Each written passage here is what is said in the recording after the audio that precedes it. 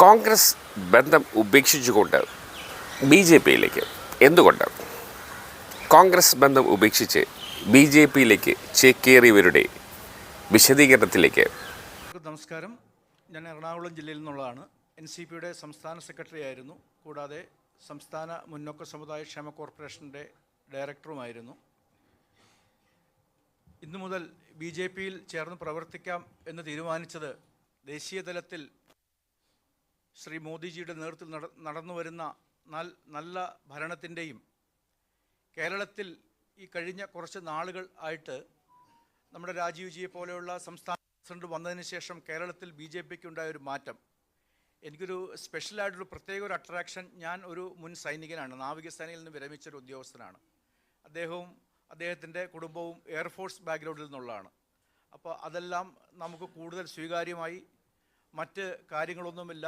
കേരളത്തിൻ്റെ വികസനത്തിനായി, നല്ലൊരു നാളേക്കായി, ഇനി മാറ്റം കൊണ്ടുവരാനായി ഞാനും ബി ജെ പിക്കൊപ്പം NDAക്കൊപ്പം ഇന്നു മുതൽ പ്രവർത്തിക്കാൻ തീരുമാനിച്ചു. എല്ലാവരുടെയും അനുഗ്രഹ ആശീർവാദങ്ങൾ ഉണ്ടാവണമെന്ന് അഭ്യർത്ഥിക്കുന്നു. ശ്രീ പ്രണേഷ് രാജേന്ദ്രൻ.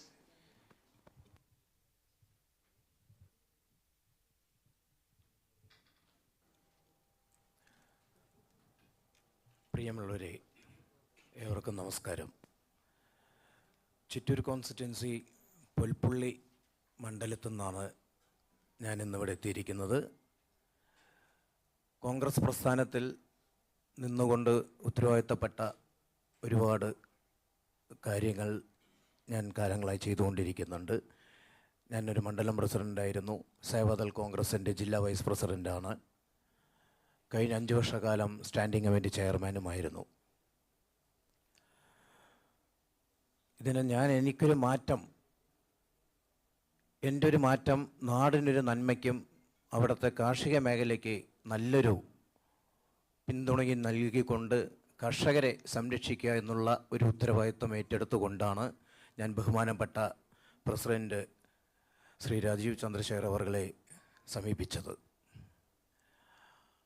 അവരിൽ നിന്ന് കിട്ടിയ ഉറപ്പ് കർഷകരെ സംരക്ഷിക്കാനും കാർഷിക മേഖലയെ ചേർത്ത് പിടിച്ചുകൊണ്ട് നല്ല രീതിയിൽ ഇക്കാലം വരെ കോൺഗ്രസിനും മറ്റ് രാഷ്ട്രീയ പ്രസ്ഥാനത്തിനും ചെയ്യാൻ കഴിയാത്തത് കർഷകർക്ക് വേണ്ടി നമ്മൾ ഒരുമിച്ച് ഒരു കൂട്ടായ്മയോടെ ചെയ്യാമെന്നുള്ള ആ ഉറപ്പ്. മാത്രമല്ല, ഞാൻ കോൺഗ്രസിൽ പ്രവർത്തിച്ചിരുന്നപ്പോൾ അതിന് മുഖ്യ കാരണം കോൺഗ്രസിൽ നിന്ന് എനിക്ക് ഇങ്ങോട്ട് മാറി ചിന്തിക്കേണ്ടി വന്നത് കോൺഗ്രസിൻ്റെ ചിറ്റൂരിലെ കുടുംബാധിപത്യം. അച്ഛൻ മാറിയാൽ അനിയൻ, അനുജൻ മാറിയാൽ മകൻ, രാഷ്ട്രീയത്തിനെയും പ്രസ്ഥാനത്തിനെയും മറന്നുകൊണ്ടുള്ള ആ കുടുംബാധിപത്യത്തിന് ഞങ്ങൾക്കാർക്കും, ഒരു നല്ലൊരു രാഷ്ട്രീയ പ്രവർത്തനം കാഴ്ചവെക്കുന്നവർക്ക് ഉൾക്കൊള്ളാൻ കഴിയില്ല. അവരുടെ അടിമയായി പിന്തുടരാനും കഴിയില്ല. അതിനെല്ലാം ചുക്കാൻ പിടിക്കുന്ന DCC പ്രസിഡന്റ്, നിലവിൽ പാലക്കാട് ജില്ലയിൽ DCC പ്രസിഡന്റ്, ഇവരെല്ലാം പാർട്ടി വിരുദ്ധ പ്രവർത്തനം നടത്തി ആത്മാർത്ഥമായ പാർട്ടി പ്രവർത്തകരെ ഇല്ലാതാക്കുക എന്നുള്ള ഒരു മാതൃകയാണ് അവരിന്നും മുന്നോട്ട് നീങ്ങുന്നത്. അപ്പം ഇത്തരത്തിലുള്ള പാർട്ടി വിരുദ്ധ പ്രവർത്തനവും നിലവാരമില്ലാത്തൊരു നേതൃത്വവും തീർച്ചയായിട്ടും ഞങ്ങളെപ്പോലുള്ളവർക്ക് അതിൽ നിന്നുകൊണ്ട് യാത്ര ചെയ്യാൻ തീരെ താല്പര്യമില്ല.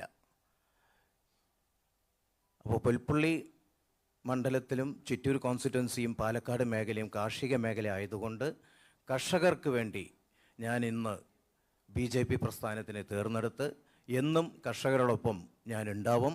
അവരുടെ കാര്യങ്ങളെല്ലാം നല്ല രീതിയിൽ ആവശ്യാനുസരണം കർഷകരെ സംരക്ഷിക്കുമെന്നുള്ള നമ്മുടെ പ്രസിഡൻറ്റിൻ്റെ സാന്നിധ്യത്തിൽ ഞാൻ ഉറപ്പ് ഏവർക്കും ഈ അവസരത്തിൽ നേരുന്നു. ഇന്നു മുതൽ BJP പ്രസ്ഥാനത്തിൽ സന്തോഷത്തോടെ ആത്മാർത്ഥതയോടെ പ്രവർത്തിക്കുമെന്ന് ഞാൻ ഉറപ്പ് നൽകുന്നു. എല്ലാവർക്കും നന്ദി. ആതിര അനിലും 2 വാക്ക് സംസാരിക്കും. ഓൺ ചെയ്തോ. എല്ലാവർക്കും നമസ്കാരം. എൻ്റെ പേര് ആതിര അനിൽകുമാർ. മാവേലിക്കരയാണ് സ്വദേശം.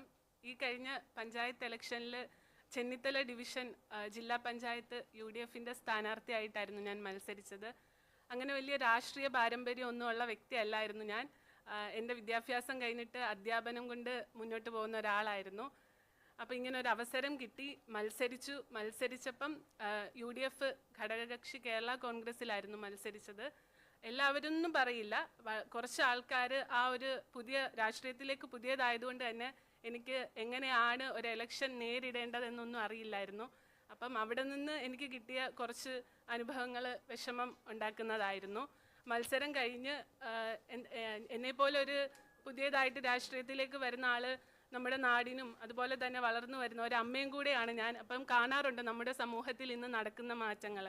അപ്പോൾ ഏകദേശം നമ്മുടെ ഭാരതത്തിലേക്ക് മോദിജിയുടെ ഭരണം വന്നതിന് ശേഷം ഞാനൊരു അഡോളസൻ്റ് ആയിരുന്ന കാലവും ഇന്നിപ്പോൾ ഒരു അഡൾട്ട്ഹുഡ് ആയിരിക്കുന്ന കാലവും ഇത്രയും ഒരു നീണ്ട കാലത്ത് ഞാൻ ആ വ്യത്യാസം കണ്ടറിഞ്ഞതാണ്. അപ്പോൾ എനിക്ക് മനസ്സിലായി എന്തുകൊണ്ടും നമ്മുടെ ഇന്ന് നമ്മുടെ നാടിന് വേണ്ടതും അതുപോലെ തന്നെ ഇനി വരാൻ പോകുന്ന തലമുറയ്ക്ക് എന്താണ് വേണ്ടതെന്നുള്ളത് നമുക്ക് ഈ പ്രസ്ഥാനത്തിലൂടെ നേടിയെടുക്കാൻ സാധിക്കും എന്നുള്ളത്. അതുകൊണ്ട് തന്നെ നമ്മുടെ ഭാരതത്തിൻ്റെ, നമ്മുടെ കേരളത്തിൻ്റെ എല്ലാ മൂല്യങ്ങളും സംസ്കാരവും തനതായ സമ്പത്തും എല്ലാം സംരക്ഷിച്ചുകൊണ്ട് മുന്നോട്ട് പോകാൻ ഞാൻ ഈ BJP പാർട്ടിയിലേക്ക് ചേർന്നു. ഒത്തിരി സന്തോഷത്തോടു കൂടിയും ആത്മാർത്ഥതയോടു കൂടിയും തന്നെ പ്രവർത്തിക്കാൻ, എൻ്റെ പരിമിതമായ കഴിവും അറിവും വെച്ച് പ്രവർത്തിക്കാൻ ഞാൻ ആഗ്രഹിക്കുന്നു. നന്ദി. ശ്രീ പുൽപ്പള്ളി പ്രകാശ് അവർ 2 വാക്ക്.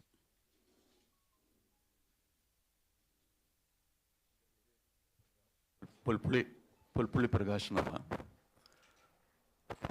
ഞാൻ എൻ്റെ 18ാമത്തെ വയസ്സിൽ ചിറ്റൂർ ഗവൺമെൻറ് കോളേജിൽ പഠിക്കുമ്പോൾ KSUയിലൂടെ പ്രവർത്തനം തുടങ്ങിയതാണ്. അതിനുശേഷം ചിറ്റൂർ കോൺസ്റ്റിറ്റ്യൂഷനിൽപ്പെട്ട പുൽപ്പള്ളി പഞ്ചായത്തിലെ കോൺഗ്രസ് പ്രവർത്തനത്തിന് വേണ്ടി സജീവമായി 40 വർഷക്കാലം പ്രവർത്തിച്ചയാളാണ്. ആ പ്രവർത്തിക്കുന്ന സമയത്തൊക്കെ ഞാനടക്കമുള്ള ആളുകൾക്ക് ഒരേ ഒരു ലക്ഷ്യമുണ്ടായിരുന്നുള്ളൂ. കാരണം പുൽപ്പള്ളി ഗ്രാമപഞ്ചായത്ത് നിലവിൽ വന്ന അന്നു മുതൽ ഏകദേശം 50 വർഷക്കാലം ആ പഞ്ചായത്ത് അടക്കി ഭരിച്ചുകൊണ്ടിരിക്കുന്നത് CPM എന്നൊരു പാർട്ടിയാണ്. അതിൽ മനംതൊണ്ട് അതൊരു മാറ്റം വേണമെന്ന് പുൽപ്പള്ളിയിലെ സാധാരണപ്പെട്ട ആളുകളൊക്കെ കുറച്ച് കാലമായി ആഗ്രഹിച്ചിരുന്നു.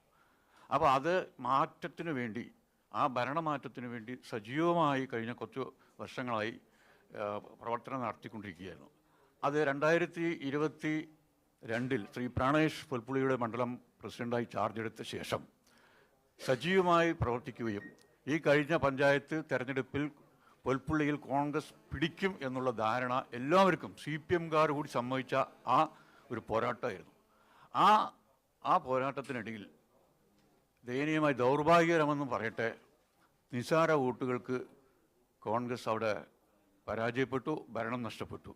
അതിൻ്റെ ഉത്തരവാദിത്തം ഞങ്ങൾ മനസ്സിലാക്കിയത് അത് തോൽപ്പിച്ചത് CPMോ BJPയോ അല്ല, കൂടെ നിന്ന കോൺഗ്രസ്സിലെ ചില ആളുകൾ തന്നെയാണ് മനഃപൂർവ്വം ശ്രീ പ്രാണേശം അടക്കമുള്ള ആളുകളെ തോൽപ്പിച്ചത് എന്ന് ബോധ്യപ്പെട്ടതുകൊണ്ടാണ് ഇനി ആ ലക്ഷ്യം നടക്കില്ല, ആ ഭരണമാറ്റം എന്ന ലക്ഷ്യം കോൺഗ്രസിനെ കൊണ്ട് നടക്കാൻ സാധിക്കില്ല എന്ന് മനസ്സിലാക്കിയത് കൊണ്ടാണ് ആ ലക്ഷ്യത്തിലേക്കുള്ള ആ മുന്നേറ്റത്തിൽ ഞങ്ങൾ ഇന്നലെ വരെ തിരഞ്ഞെടുത്ത കോൺഗ്രസ് എന്ന മാർഗം മാറ്റി ഇപ്പോൾ BJP എന്ന മാർഗത്തിലൂടെ പോകാൻ, അതുകൊണ്ടാണ് ഈ മാർഗം സ്വീകരിച്ചതും BJPക്ക് വരാൻ ഉള്ള കാരണം. ഞങ്ങൾക്ക് ലക്ഷ്യമൊന്നാണ്, പക്ഷേ ആ ലക്ഷ്യത്തിലെത്തണമെങ്കിൽ ഈ മാർഗം പറ്റില്ല.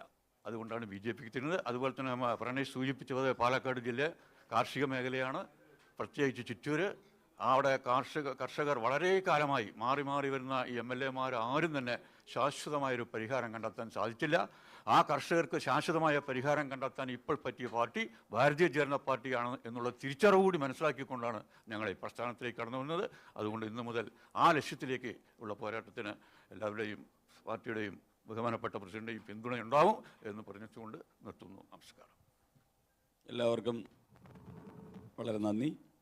മാധ്യമ സുഹൃത്തുക്കൾക്കും അതോടൊപ്പം തന്നെ നവാഗതരായി പാർട്ടിയിലേക്ക് എത്തിയ എല്ലാ നേതാക്കന്മാർക്കും ഒരിക്കൽ കൂടി നന്ദി രേഖപ്പെടുത്തുന്നു, സ്വാഗതം ചെയ്യുന്നു. ഇതൊക്കെയാണ് കോൺഗ്രസ് ബന്ധം ഉപേക്ഷിച്ച് BJPയിലേക്ക് ചേക്കേറുവാൻ ഇവർക്കുണ്ടായ പ്രചോദനം അല്ലെങ്കിൽ ഇവർക്കുണ്ടായ അനുഭവം. ഇത് ഒരു പാഠമായിരിക്കട്ടെ. ഏതൊരു രാഷ്ട്രീയക്കാരനും ഏതൊരു രാഷ്ട്രീയ പാർട്ടിയിലും സ്ഥിരമായി ഉറച്ചു നിൽക്കാൻ കഴിയുന്നവർ വളരെ വിരളമാണ്. പ്രത്യയശാസ്ത്രത്തിൻ്റെ പേരിലോ സ്ഥാനമാനങ്ങളുടെ പേരിലോ സ്വാർത്ഥതയുടെ പേരിലോ പലരും പല പാർട്ടികളും മാറി മാറി ചവിട്ടും. എല്ലാവർക്കും കസേര തന്നെയാണ് മുഖ്യം. അല്ലേ കൂട്ടരെ?